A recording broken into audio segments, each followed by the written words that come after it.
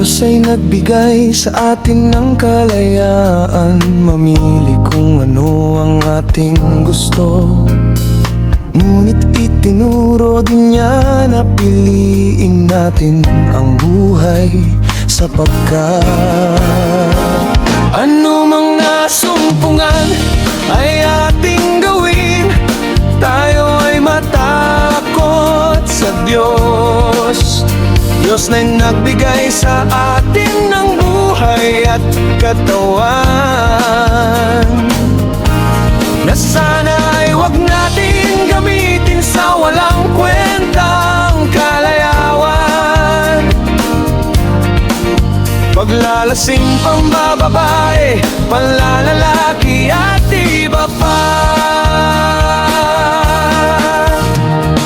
Maraming nagsasabi nakikilala nila ang Diyos, ngunit iba ang pinakikita ng kanilang mga kilos. Mas pinipili pa nilang paglingkuran ang mga imahe na sila di naman ang gumawa. Sila ay sa kanilang amang diablo, sapagkat ano mang nasumpungan ay ating gawin. Tayo ay matakot sa Diyos. Diyos na nagbigay sa atin ng buhay at katawan,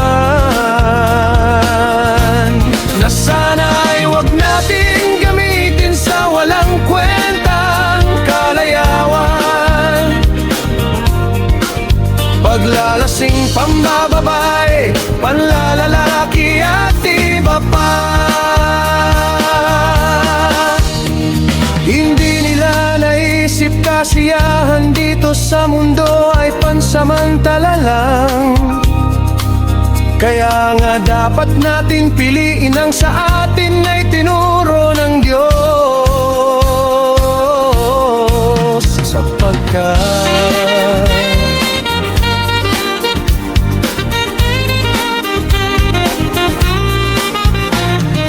Diyos ay nagbigay sa atin ng kalayaan, mamili kung ano ang ating gusto. Ngunit itinuro din niya na piliin natin ang buhay sapagkat ano mang nasumpungan ay ating gawin. Tayo ay matakot sa Diyos. Diyos na nagbigay sa atin ng buhay at katawan, na sana ay huwag natin gamitin sa walang kwentang kalayawan. Paglalasing, pambababae, panlalalaki at iba pa. Maraming nagsasabi nakikilala nila ang Diyos, ngunit iba ang pinakikita ng kanilang mga kilos. Mas pinipili pa nilang paglingkuran ang mga imahe na sila di naman ang gumawa. Sila ay sa kanilang amang diablo, sapagkat ano mang nasumpungan ay ating gawin. Tayo ay matakot sa Diyos.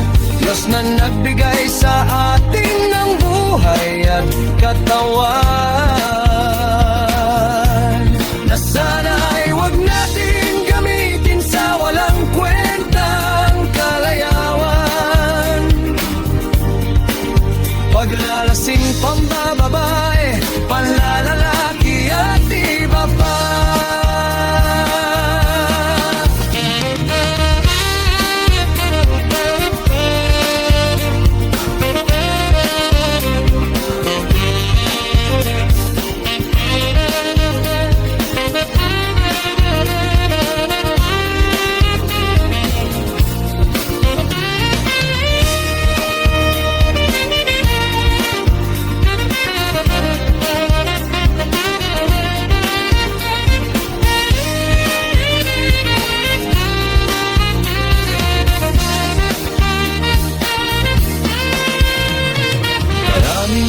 sa di nakikilala nila ang Diyos.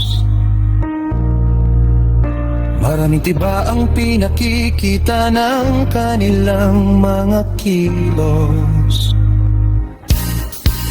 Mas pinipili pa nilang paglingkuran ang mga imahe na sila di naman ang gumawa.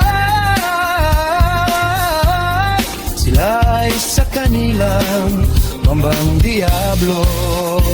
Sa kanila ano mang nasumpungan ay ating gawin.